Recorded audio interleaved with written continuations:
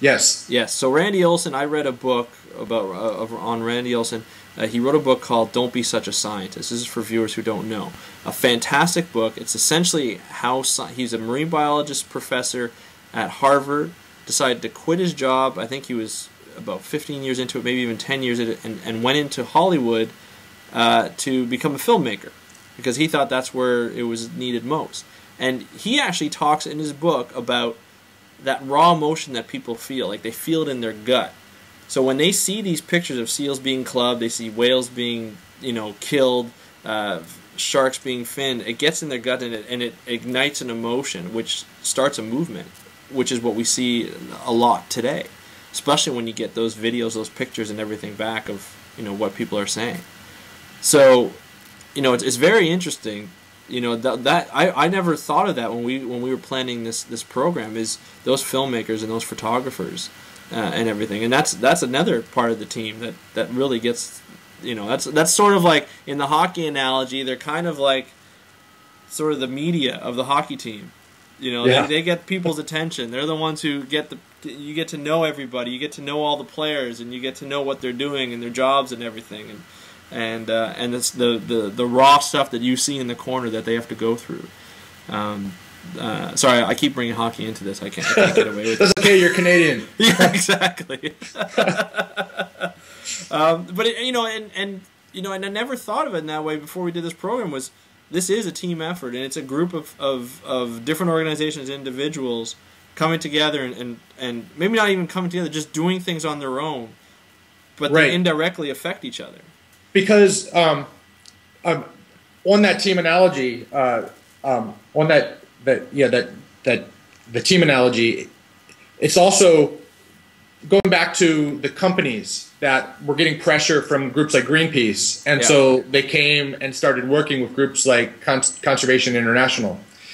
They're not going to go and work with the people that have been throwing eggs and laying in front of their bulldozers for the past 20 years. Right. That is very rarely going to happen. Right. They're going to get pressure. You're going to realize that you have to change, or it's going to affect your business. But you want to go and sit down in a room with guys in ties, not guys in dreadlocks and covered in seawater. That's true. That is true. So it's rarely the same people that will play these different roles that are all integral to each other. Yeah. Oh no, I completely agree.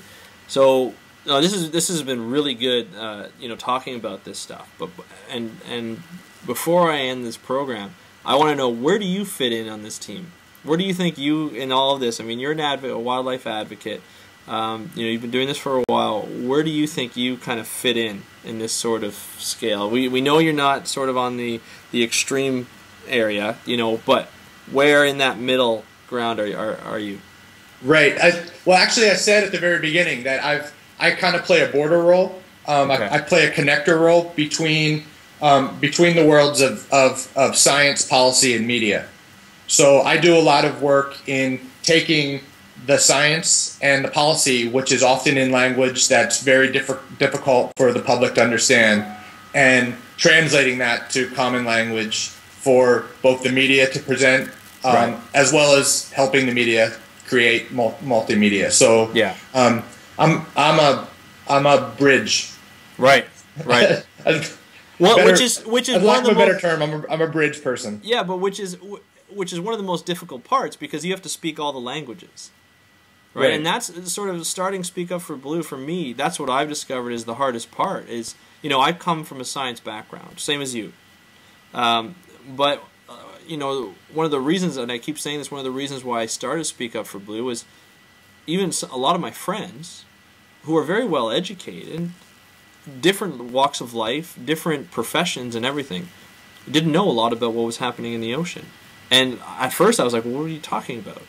I thought they were just being naive, they were being ignorant, but you just don't know. Somebody has to tell you, and somebody has to tell you in a way that's really going to catch your eye and really going to make you understand.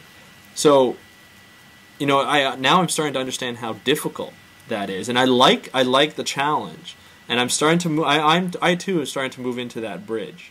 Oh, you know, just establishing Speak Up for the Blue makes you a communicator. So, well, thank you. If you had any doubts, well, I appreciate that, but that's right. I used to think I fit on the science, like just I just do the science and I just put it out there in peer-reviewed language. But I noticed that this is where the call is, and this is where it's needed the most. I think in this day and age, where people have access to us, more and more access to us, and a lot of scientists, a lot of policymakers, a lot of explorers, conservationists are using these tools to basically get connected.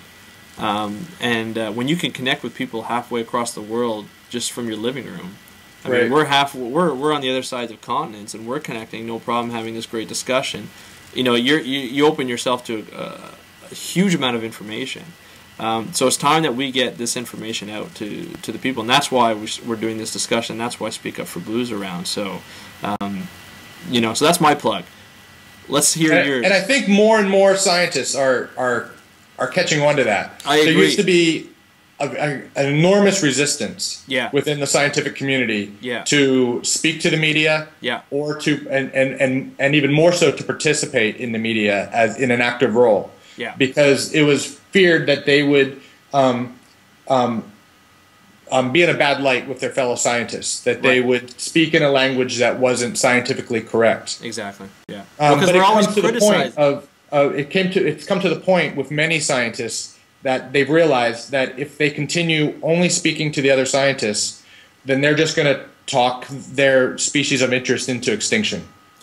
And that if they really want to make a difference, if they really want to let the world know what they're seeing through their measurements and scientific studies, they need to speak in another language. Yeah, I completely agree, because scientists we're trained to be critical of each other too. So when, a lot of people, when they come out, they're like, well, we can't just do a blog post. I've talked to some scientists and they're like, well, I'm not sure I can do that. Here's my peer-reviewed article. You can write about it. So that if you say something wrong, I can come after you, or I can say, well, somebody else wrote it. But I don't want to write just a blog post, because I don't want to get, I don't want to get people down my neck saying, this isn't right, you didn't say this right, or it wasn't the complete truth, you got to say this, this, and this. But, blogging and internet and things like that, we just got to get the information out there. It doesn't have to be complex. It's got to be the truth. There's no doubt about that. But there's certain things that you need to leave out, because you're just going to lose people. I mean, I know when I talk to my wife about science, I lose her right away. She doesn't want. She said, I don't want to hear about it. But she'll watch a movie on shark water, or she'll watch The Cove, and her attention's right there, and then she starts asking questions. So this is definitely important. So before we go, how can people get to know you more? How can they connect with you? What's your website? Oh, great. Yeah, I have a website, arlohemphill.com. It's ARLOHEMPHILL.com. Okay. And I have a blog where I talk about mostly wilderness issues, particularly ocean and wilderness advocacy, as well as a little multimedia here and there. And welcome you to check it out. That's awesome. Great. And I know you're active on LinkedIn and on Twitter and everything, right?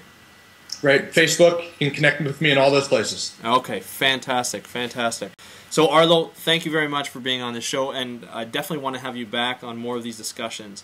And maybe next time we'll bring in somebody else too, get another perspective. I'll try the conference call on Skype, but I'm still new to this, so that'd be great. Comfortable. But yes, thank you very much.